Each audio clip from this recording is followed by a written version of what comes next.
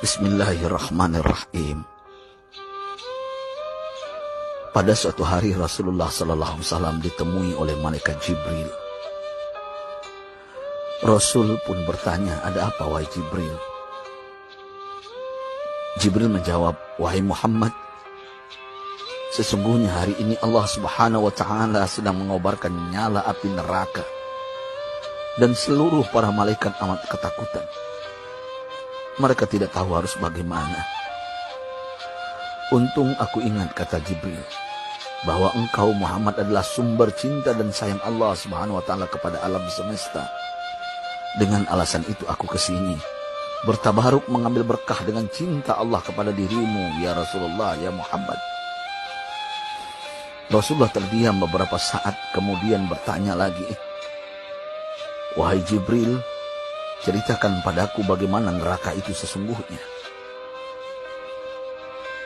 Jibril menjawab, "Wahai Muhammad, neraka itu bagaikan lubang-lubang yang terdiri dari 7 tingkat. Jarak antara satu lubang dengan yang lain ialah perjalanan 70 tahun. Lubang paling bawah adalah lubang yang paling panas." Nabi SAW meneruskan pertanyaannya, "Lalu siapakah penghuni lubang-lubang neraka itu, wahai Jibril? Sampaikan kepadaku, Jibril." Jibril menjawab, "Lubang yang paling bawah diciptakan untuk orang-orang munafik. Lubang yang berikutnya untuk penyembah berhala. Lalu untuk penyembah bintang dan matahari." Jibril terus menerangkan penghuni tingkatan neraka hingga lubang yang kelima, tempat umat Yahudi, dan yang keenam dihuni oleh umat Nasrani. Setelah menjelaskan penghuni 6 tingkatan neraka, Jibril diam cukup lama. Rasulullah SAW penasaran dan bertanya kepada Jibril, "Wahai Jibril, siapakah penghuni neraka yang ke-7?" Jibril diam saja tidak menjawab. Rasulullah SAW mengulangi pertanyaannya, tapi Jibril tetap diam. Rasulullah tambah penasaran dan mendesak Jibril agar dijawab pertanyaannya. Akhirnya Jibril pun berkata, "Umatmu, wahai Muhammad, mereka itu para pelaku dosa besar di kalangan umatmu, yang dimana sampai mereka mati belum sempat bertaubat." Mendengar jawaban Jibril, Rasulullah langsung jatuh pingsan.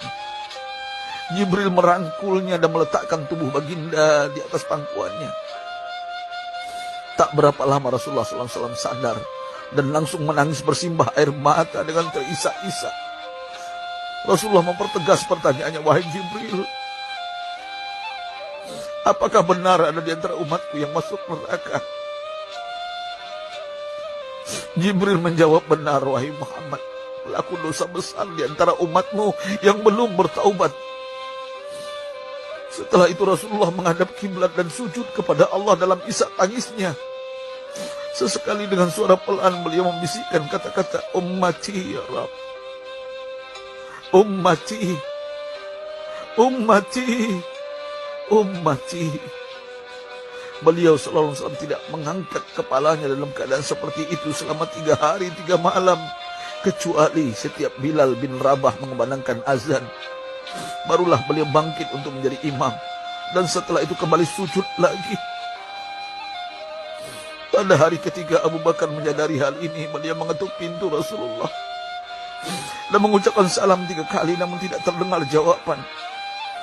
Abu Bakar sedih dan berseru di hadapan pintu Nabi besar Muhammad SAW, "Apakah ada jalan untuk masuk ke rumahmu ya Rasulullah?" Tetap tidak ada jawaban. Di jalan Abu Bakar bertemu sahabat Umar. "Mengapa engkau menangis, wahai Abu Bakar?" kata Umar. Abu Bakar menceritakan keadaan Rasulullah SAW. Maka Umar pun melangkah menuju rumah Rasulullah dan terjadilah hal yang sama. Umar pun pulang dan menangis. Di jalan Umar bertemu sahabat Salman Al-Farisi. Dengan terisak Umar bercerita kepada Salman hingga membuat dia amat sedih, namun tidak berani mengulangi hal yang sama. Salman melangkah menuju rumah Fatimah radhiyallahu anha dan menceritakan hal itu. Setengah berlari Fatimah menuju rumah ayah tercinta dan mengetuk pintu sambil mengucapkan salam. Mendengar suara lembut putri tercinta, sejuklah dada Rasulullah. Beliau bangkit dari sujud dan membuka pintu. Alangkah terkejutnya Fatimah melihat Rasulullah, ayah tercinta, amat kurus dan pucat. Fatimah memeluknya lalu menangis. Wahai ayah, apa yang terjadi? Mengapa engkau amat sedih seperti ini? Rasulullah kembali menangis dan berkata dengan suara lirih, wahai Fatimah, belahan jiwaku, bagaimana mungkin aku tidak sedih sedangkan Jibril mengatakan akan ada kelak umatku yang akan masuk neraka. Subhanallah, betapa besar cinta Rasulullah kepada kita umatnya. Sahabatku, Rasulullah mencintai kita.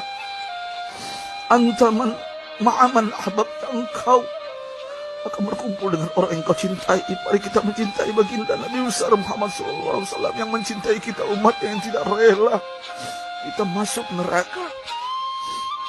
Mari kita mencintai beliau dengan berselawat. Sahabatku, sampaikan, Rasul mengajarkan kepada kita, man dalla ala khairin falau mislu ajri fa'ili. Siapa yang menunjukkan kepada kebaikan, maka dia akan mendapatkan pahala seperti orang yang mengerjakannya.